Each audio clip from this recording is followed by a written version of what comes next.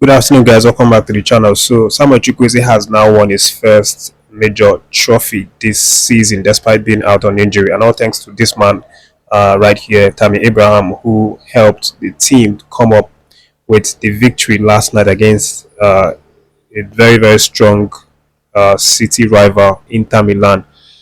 I don't know if you saw that game, but it was a very interesting game, and saw lots of goals being scored. Inter Milan looked like they were going to run away with the victory after going 2 goals up, in the match, and then only for AC Milan to come back, equalizing those 2 goals, and then Tammy Abraham slotting the third goal in the dying minutes to give them the victory.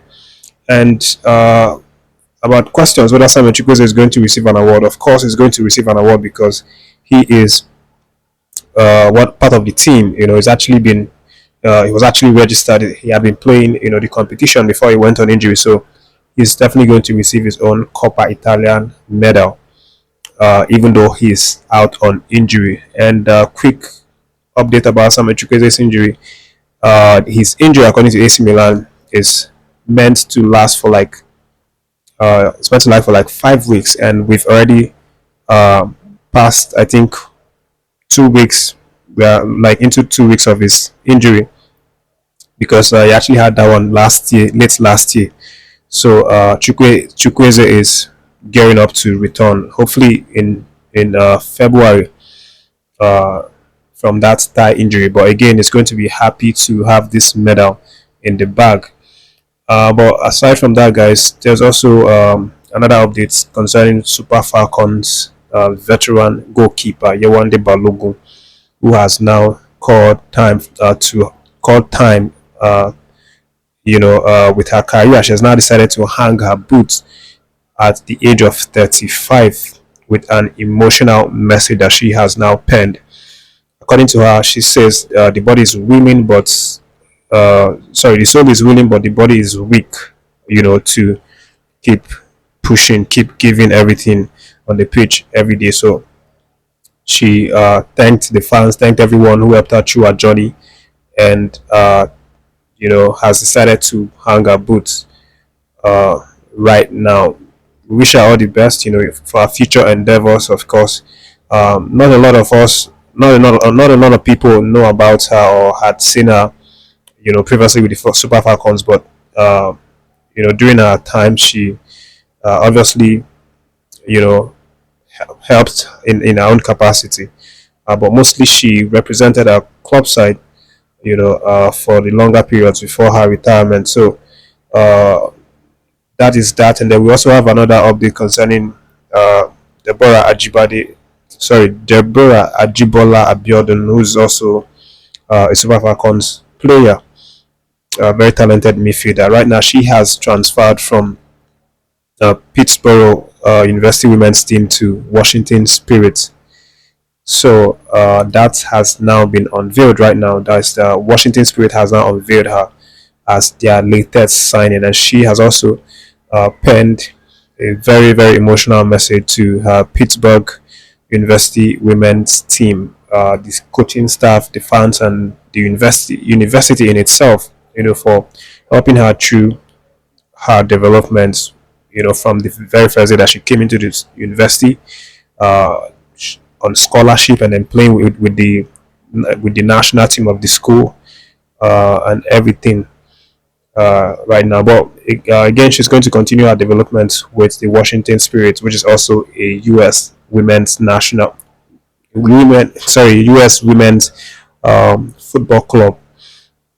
You know, but moving away from that one, John Mikel has now uh, released a fresh criticism on Chelsea forward Nicholas Jackson because of the series of um, performances lately with Chelsea Football Club. Of course, the last game that Chelsea played, Jackson was hugely criticized for missing a lot of chances. I think up to like 5 chances, which he failed to even hit the target. Talk more of hitting the post. And Mikel, in his latest upload on his Obi-Wan podcast, talked about uh, Jackson and how Chelsea cannot rely on Jackson to chase the title, to compete for the title with clubs like Liverpool and Arsenal, that they need to sign another striker, preferably Gyökeres or Osimhen, any of these two guys, to help the team get all the goals. And of course, if you recall the last time Mikel and Jackson went loggerheads, uh, that was actually something that resulted from Mikel initially criticizing Jackson that he is not getting the goals, that the club should move fast and get Victor Osimhen. And then Jackson saw the criticism and then reacted on his Instagram, where he sort of disrespected Mikel, I would say, in a way, by telling him to shut up, and that he should not be bringing down a fellow African, brother. But Mikel, in this latest podcast, has said that Jackson can tell him to shut up, that he can accept that, you know, provided that Jackson starts to score again. That's what he wants.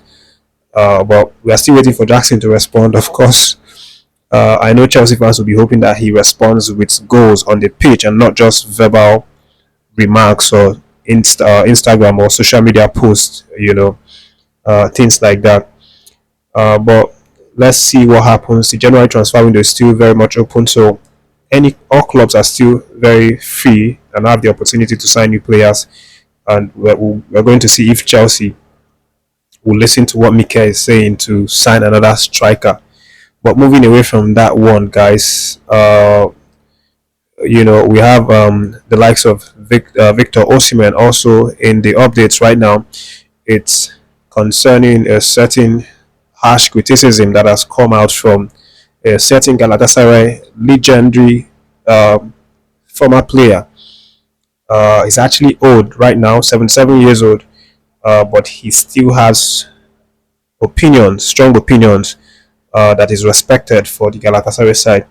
So whenever he talks, they listen to him because he is someone that the club respect very much. And this man's name is Gokmen Ozdenak. And he has now come out to tell the club that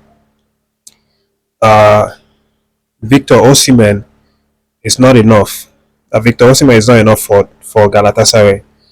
That they need to go into the market this January, transfer season, to get a player that's going to give Galatasaray edge in terms of physicality.